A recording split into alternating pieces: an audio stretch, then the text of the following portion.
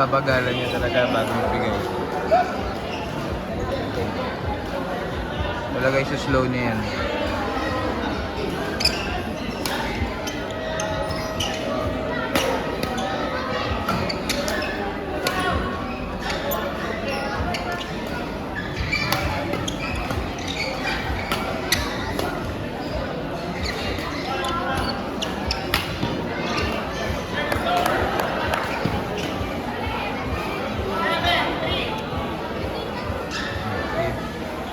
Hindi niya pupulutin yan.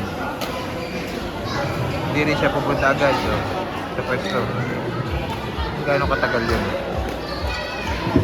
On court 1, 15 under, girls doubles semi-final. Match between Eza Joyce Alapan and Ariel Rizini Vista versus Ian Gail de los Santos and Kazi Villaverde. Court 1, Eza Joyce Alapan, Ariel Rizini Vista versus Ian Gail de los Santos and Kazi Villaverde. Court 1. He's taking time. Binababa niya yung adrenaline niya. Pag mali siya. Hindi niya